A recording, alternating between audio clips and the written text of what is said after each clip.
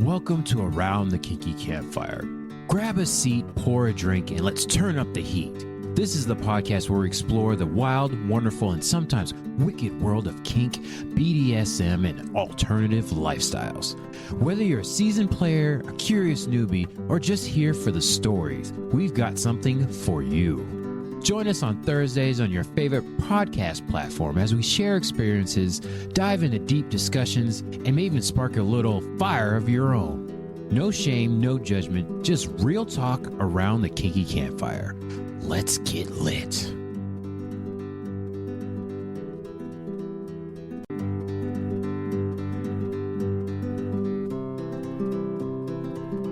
Welcome back, everybody, to another episode of Around the Kinky Campfire. This is your superfluous host, H.H. Julius Marquise.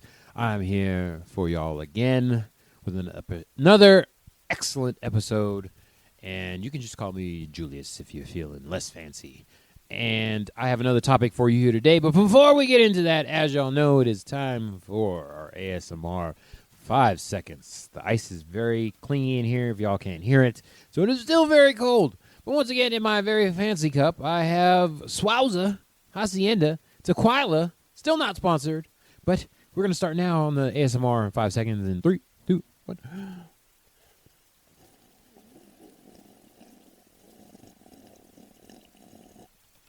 Oh, it's so cold. Oh, goodness. Okay. Woo! I think I actually made it to 5 seconds there, maybe even 6 seconds. Hey-oh. And, 6, 7. All right. And today's topic is revealed versus stated relationship preferences. We have an article here from Grow-Comedia. And hopefully I will, once again, put the link in the description. I'm going to talk to my future self again. If I don't do it, somebody remind me in the comments. I'll put it in there. All right, so if y'all haven't heard this yet, there's been a little bit of study being done now on this topic, where stated preferences, as so defined in this article, are traits people say they want in a partner, like kindness, intelligence, being nice to waiters, wait staff, holding doors open, those kind of things, romantic gestures. Stated preferences in romantic relationships refer to the explicit, consciously articulated, so many big words, desires that individuals report for traits and potential partners. These preferences represent aspirational ideas and actual behaviors. Okay? Those are what those are. Revealed preferences, on the other hand, are the attributes that actually drive their attraction and relationship choices in reality. For example, physical attraction and chemistry. Now, wanted to give those definitions. Oh, okay, hold on. Let me give the examples for the revealed.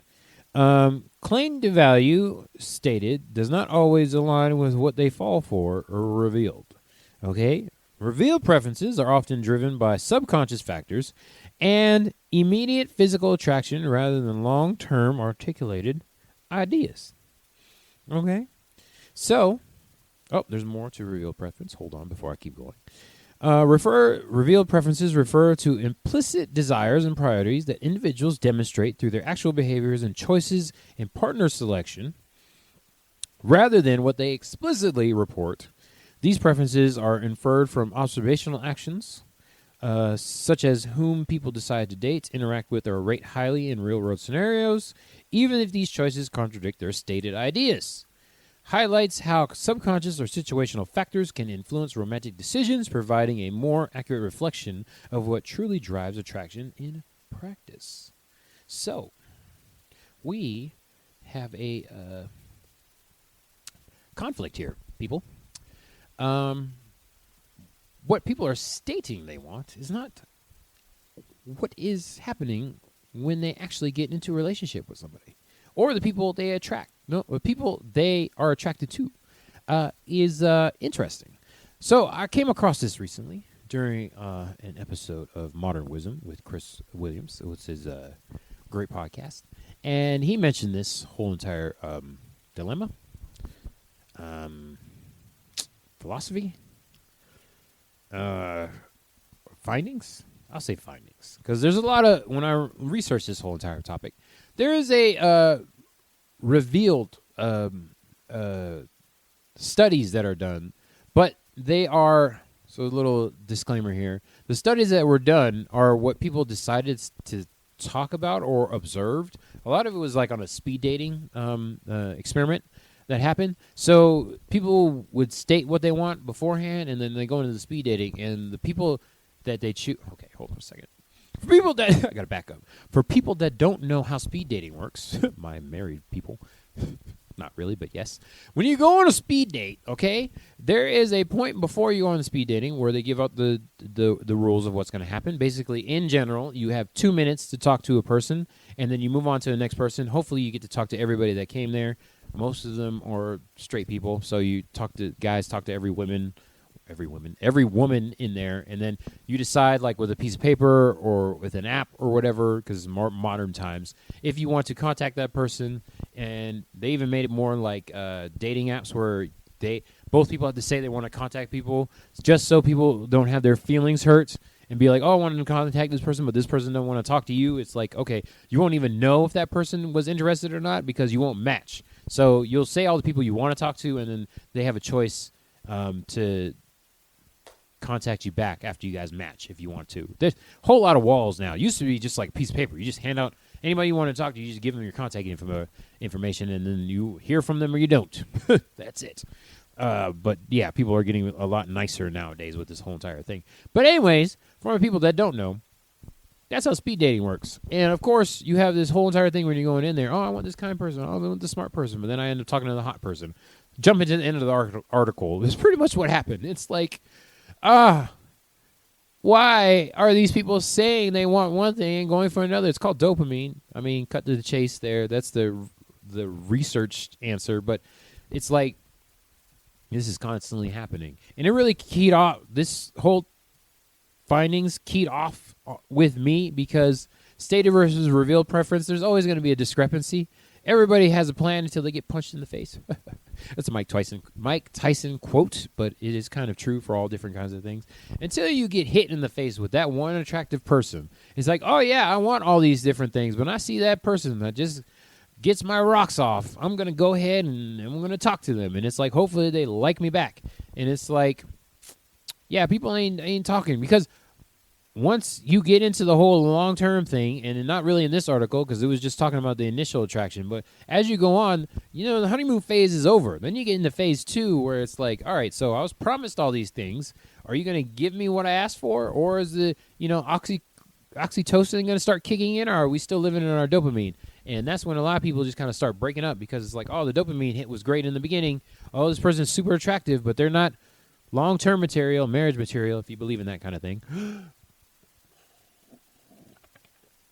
Tequila, not sponsored. And it's like, okay, this is great. This is perfect because not a lot of people realize this is what's going on. And of course, people have their like red flag list and their preferred partner list. Oh, you got to be 6'5", make 6 figures. Blah blah blah. The stupid thing that people have. I'm not saying who exactly. I think y'all know who I'm talking about though. And of course, it happens on the other end too. And it's like, why are we doing this? Why are we doing this? We know attraction is a thing. Why are we leading with our little brain? People, it's the dopamine hit. This is why I have a podcast, because I have to talk about stuff like this. We know it's a thing. People do research on this, but yet people are living in their willful ignorance, and not looking this stuff up. If you're like, why am I single so hard? I always talk to the wrong people. Maybe because you're thinking with your little brain all the time. How about that? Think about that right now. You have preferences, the stated ones. Let's focus on those. Of course, I'm saying this from my A-spec self, where sex is not my motivation, so I can speak on my high horse a little bit, because it's like, okay, I have libido and I have urges, but it's like, okay, I can put those off to the side and not think about them. Plenty of times where I'm attracted to somebody, but then I start talking to them, and it's like, meow. That's a thing. All right, so let's stop doing that. Obviously, I'm talking about my people that A, are single and upset about it, and 2, are in relationships that they feel are not working out or right or correct, and it's like, let's take a step back and think about some of the things we've been doing. Okay? All right. Key differences in preferences stated Let's see. People often prioritize traits like intelligence, emotional stability, kindness, and humor as their top desires. But then, with revealed, in contrast, factors like physical attractiveness, sexual chemistry, and smelling good are strong predicators of actual attraction. All right, so that smelling good is a very crucial part. Because there's a thing called pheromones, okay? Those are a thing. Certain people, you're just attracted to their essence, and you don't know why. It's because of pheromones, people. It's a thing in science that has been researched. That is an actual thing. People just smell better to certain other people, and you get attracted to them. Those are all the things that happen in the world that are actual factual. We have to take those into consideration. And also, work on our observation skills and learn that there's things like stated and revealed preferences, and work on our gut feeling. There's times where like, ooh, I'm really attracted to this person, but the fire alarms are going off, and it's like, maybe you shouldn't talk to them because they're nuts. Okay, more on the discrepancy. Research indicates little correlation between what people claim to want and what they are actually attracted to. Oh, yeah, because people are nuts. Traits like being considerate or patient are frequently overestimated in stated preferences, while physical, sexual, and chemical factors are underestimated. People say they want something, kindness, patience, all these kind of things, but then they're attracted to, I don't know, wide shoulders, nice butt, good teeth. I mean, it's good that people pay attention to those kind of things. But you ask yourself why. Maybe it's like just a whole entire like a facade where they're working on those things that they know attract people, and then they're just a shitty person underneath. You know, let's ask these questions before we get into relationships with these people. There's a whole study that I'm reading to y'all. Hopefully somebody's getting this information and being like, oh my God, there's a study for this? Yes, because this is such a prevalent thing in society. Why do people research this stuff? I don't know, because some people care about it. What are we doing here, people? Okay. Why they differ. Stated preferences are often influenced by social desirability, cultural norms, and conscious ideals, while revealed preferences are influenced by unconscious, visceral, and biological drivers. Because you got horny, that's why. You got horny. You saw that person and you wanted to bone them. Obviously, I'm talking to the majority here. There are fellow people like myself that are on the A spectrum where we have the horniness going on. So if y'all don't know, my allosexual people that just can have sex without feelings, and on that side of the spectrum, however you vary, there are those of us that can have the sexual thing and just be like not act on it. So I have this like sexual monster that's floating around up here, and it's like, but I'm like, okay, I can point to it and be like, that's the thing, and keep on moving. Otherwise, all right. There was a study back in 2008 by Paul Eastwick and Eli Finkel.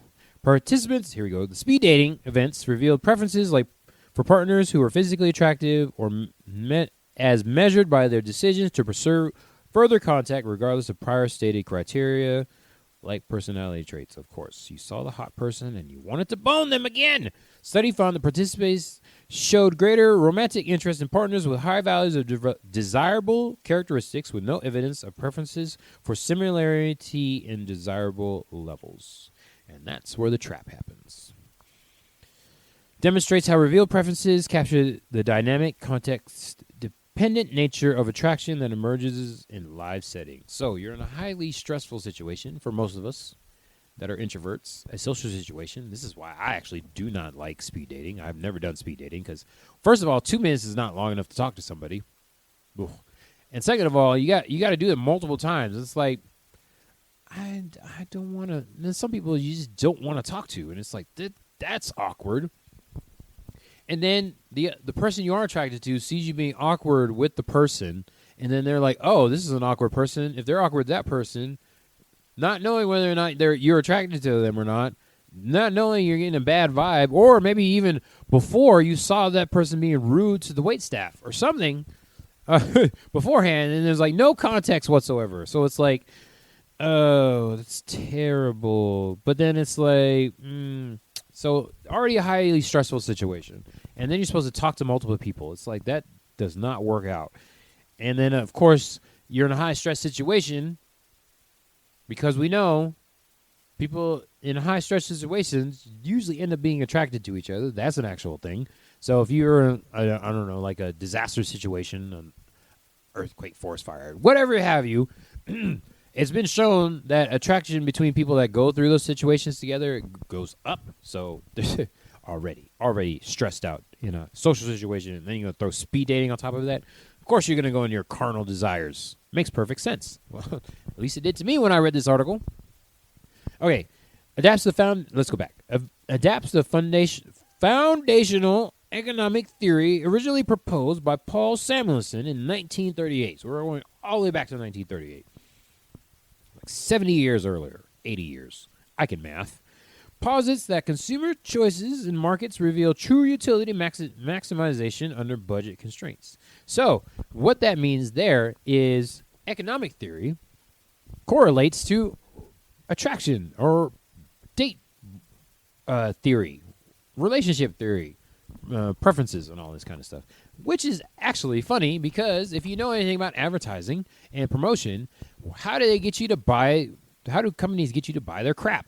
They trigger your attraction. Oh, let me put this hot person on there in their underwear on our ad. Then you'll want to buy our perfume or fruit, whatever. Have anybody seen the Hardee's commercial where the lady is sucking down the greasy ass cheeseburger? Oh man, I want me a Hardee's burger at that point in time. Yeah, okay. So if y'all don't realize that this is all correlated together, I don't know what you doing here. Okay. All right. So economic theory. This theory is extended to non-market contexts where choices like selecting a date from available options reveal preferences without the structure of prices or transactions, emphasizing behavioral observation over hypothetical scenarios. Okay? So, I say I want one thing, but then when I actually get down there, boots on the ground, a whole totally different situation. I do that as well. Not going to lie. Even my A-spec self, I do that all the time. When I see somebody attractive out when I'm perusing the town, out there having fun. Let's just say that. Out there having fun. It's a high-stress situation. I'm usually more incentivized to talk to people that I'm more attracted to, usually in the physical sense. When I have had people try to talk to me that I'm not necessarily physically attracted to, but I could kind of tell they were sort of into me, but it was like, Because in my dopamine field, I am one of those people that is, it happens. I'm telling y'all right now, this study is very accurate. If y'all don't know and take a look and do your own research on this whole entire thing, work on it yourself. I will be meditating about this for a long time. I'll tell you that right now. Okay. Stated preferences in romantic relationships represent the conscious, explicitly articulated desires individuals report for ideal partners, often reflecting idealistic or socially influenced standards. We are 100% socially conditioned. That's how it is. Of course, everybody wants a nice person. Everybody wants a kind person. Yes, we all do. But then why do we still date assholes? Because it's fun. Revealed preferences manifest through pragmatic behaviors and actual partner selections, such as choices made during interactions or dating scenarios. Yep, that's how it happens. That is how it happens. Oh boy, we don't realize it until we're actually into the whole entire thing.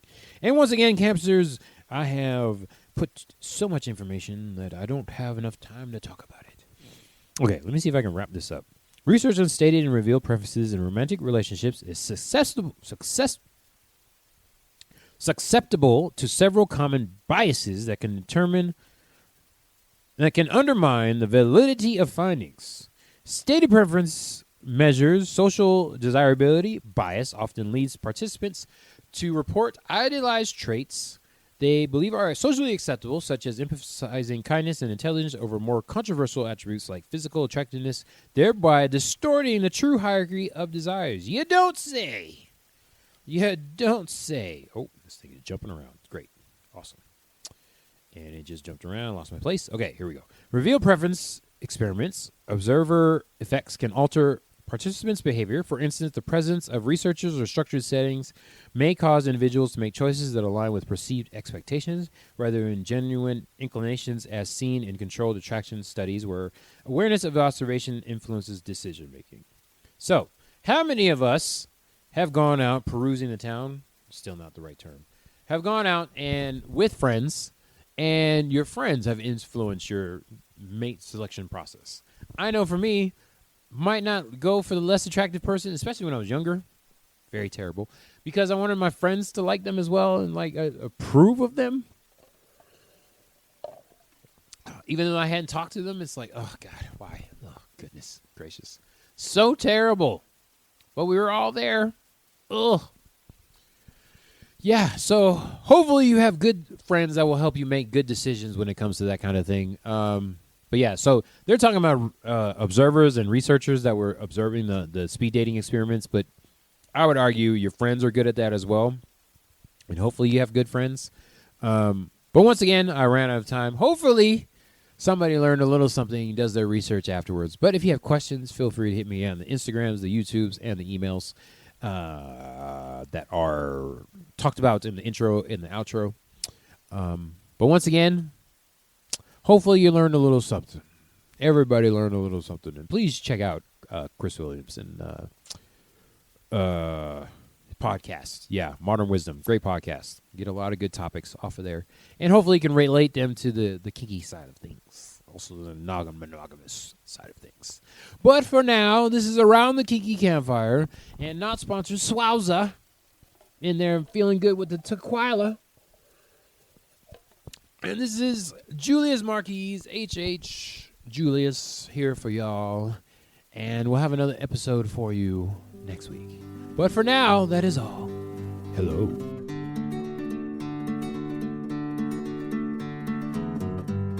That's a wrap for this episode of the Around the Kinky Campfire podcast. We love having you by the fire, and we love to hear from you. Got a kinky question, a steamy story, or a topic you want us to cover? Slide into our DMs and send us a message at Around the Kinky Campfire, campfire with a K, at yahoo.com. Don't forget to subscribe, rate, and review wherever you're listening. Your support helps keep the flames burning and the conversations flowing. Follow us on Twitter, Kinky Campfire, campfire with a K, YouTube, Around the Kinky Campfire, campfire with a K, or Instagram, Campfire Kinksters, campfire with a K. To stay in the loop, join the community and keep the kink alive between episodes on Thursdays. Until next time, stay safe, stay sexy, and keep that fire burning.